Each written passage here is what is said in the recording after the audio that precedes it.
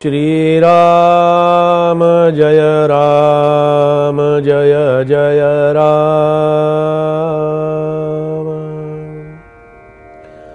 श्री राम जय जय राम। श्री राम जय जय राम। श्री राम समर्थ श्री राम।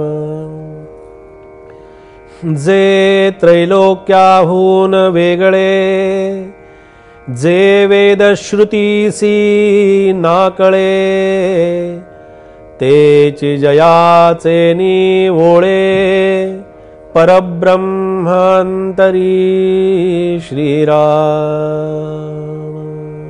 श्रीमद ग्रंथराज दासबोधातील संत स्तवन आपलं सुरू आहे आणि या संत स्तवनामध्ये समर्थांनी खूप छान सुंदर अशा प्रकारचं मार्गदर्शन आपल्या समोर इथे ठेवलेलं आहे आणि हे मार्गदर्शन, हे चिंतन, या प्रकारच्या चिंतनातून समर्थांनी आपल्याला जो उपदेश केलेला आहे, हा उपदेश इतका महत्त्वाचा आणि इतका मोलाचा उपदेश समर्थ आपल्याला या ठिकाणी करतात की या काय वानू मी या संतांचे उपकार, इथपासून जे आपण संतांचं महात्म्य आणि संतांचं महत्त्व लक्षात घेतलं, कारण संत ही कृपेची प्रचिती आहे, नुसती कृपा आहे एवढं सुद्धा नाही। पहा, आपल्याला काय माहिती असतं, आपल्याला फक्त संतांची कृपा हवी असते आणि ती सुद्धा त्यांची कृपा आम्ही आमच्या विषयाने बांधलेली असते।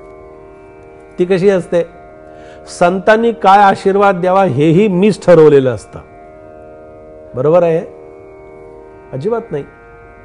संतांनी आशीर्वाद काय द्यायचं ते मी ठरवायचं का? संतांनी मला काय उपदेश करायचा हे मी ठरवायचं का? संतांच्या पाठीमागून त्यांच्या पडद्याआडून संतांना संतांच्याकडून बोलून घेणारे सुद्धा संत आणि त्यांचे शिष्य आज पाहायला मिळतात आपल्याला बाहेर, की पडद्याच्या मागून संतांना काय याला शिष्याला सांगायचंय, भक्ताला, ते सुद्धा पडद्याच्या मागून सांगितलं जातं आणि संत त्याप्रमाणे सांगत असतात। इतका काळ बदललाय, अशी परिस्थिती निर्माण झालेली आहे। हा विचार कुठे आणि संतांचं महात्म्य समर्थ वर्णन करतात ते कुठे आहे? संतांनी आमच्यावरती कृपा करणं, कारण प्रत्येकाच्या घरातला इतिहास काही संतांना माहिती असतोच असं नाही। हे अलीकडच्या हल्लीच्या संतांच्या बद्दल म्हणतोय आपल्याला मी। या संतांना काही फारशी पार्श्वभूमी असतं अशातली माहिती नाही, पण जे काही चार लोकांना सांगितलेलं असतं ते पुढे चालू ठेवलेलं असतं त्यांनी। अशा पद्धतीनं आम्हाला संतांची फक्त वाणी आम्हाला कृपेसाठी नको आहे, तर त्या कृपेची प्रचिती घेण्यासाठी ती वाणी हवी आहे आणि त्यांच्या वाणीमध्ये असणारा जो प्रासादिकपणा आहे तो आम्हाला हवा आहे। कारण कसं असतं पहा, भगवंत आमचा रक्षण करता आहे हे आम्हाला सतत कोणीतरी सांगणारं असावं लागतं, बरोबर? नाही तर आम्ही ते विसरून जातो।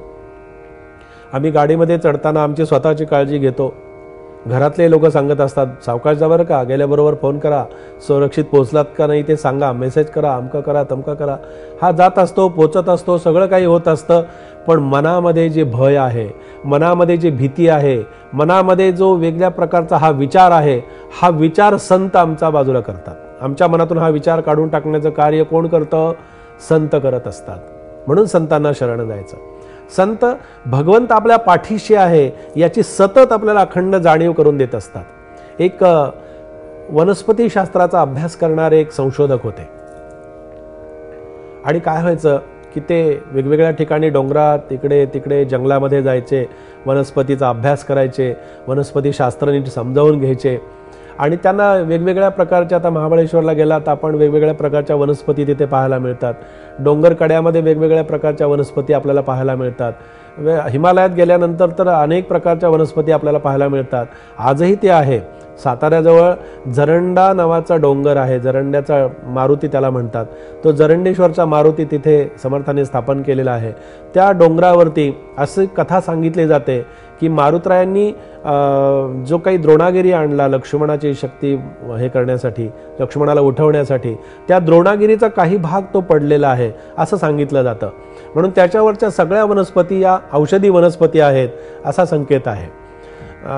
हे वनस्पती शास्त्रज्ञ अशा प्रकारचं संशोधन करायचे आणि ठिकठिकाणी जायचे. तर काही ठिकाणी गेल्यानंतर असं व्हायचं की ते तिथे पोहोचू शकत नव्हते. त्यांच्याबरोबर त्यांचा मुलगा होता, एक छोटा मुलगा लहान.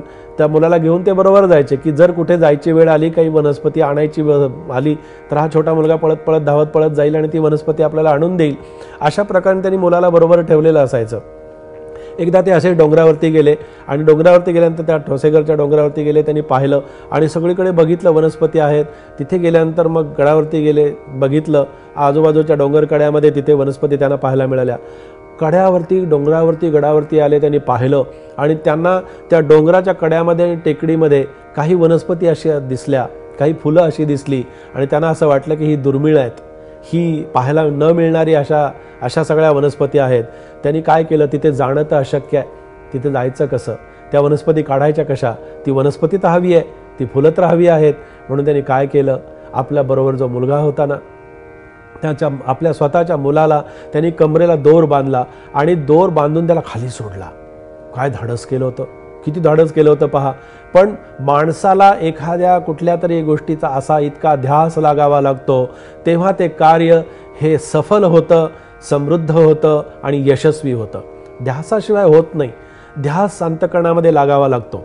म्हणून त्यांनी मुलाला सोडला आणि मुलाला जिथे वनस्पती होत्या तिथे मुलगा गेला. त्याला दोर हातात आहे आणि त्या वनस्पती मुलांनी त्या काढल्याबरोबर घेतल्या हातामध्ये आणि वरती घेतलं. त्याला वडिलांनी खेचून वरती घेतल्यानंतर वरती आल्यानंतर त्या मुलाला जेव्हा विचारलं, सगळी गर्दी जमा झाली होती तोपर्यंत, मुलाला विचारलं, अरे बाबाने तुला खाली सोडलं होतं दोर बांधून, तुला भीती नाही का वाटली? त्या मुलाने काय उत्तर द्यावं पहा, किती सुंदर उत्तर दिलंय. अभ्यास याचा करावा. मुलाने असं उत्तर दिलं. मुलगा आपल्या बाजूच्या लोकांना सांगतो आहे की मला जरी खाली डोंगरामध्ये कड्यामध्ये बाबांनी सोडलं होतं तरी सुद्धा माझा दोर हा माझ्या बाबांच्या हातामध्ये होता, माझा दोर माझ्या वडिलांच्या हातामध्ये होता. त्यामुळे मला काळजी करण्याचं कारण नव्हतं, त्यामुळे मला चिंता करण्याचं काही कारण नव्हतं, मला भीती कसली वाटलीच नाही, कारण दोर माझ्या वडिलांच्या हातामध्ये होता. तसा आपल्या जीवनाचा दोर आपल्या संतांच्या हातात आहे, आपल्या जीवनाचा दोर आपल्या सद्गुरूंच्या हातामध्ये आहे आणि हा दोर हा कधीही ते सोडत नाहीत. मी कितीही सोडून घेण्याचा प्रयत्न केला तरीही ते सोडत नाहीत आणि सोडणार नाहीत.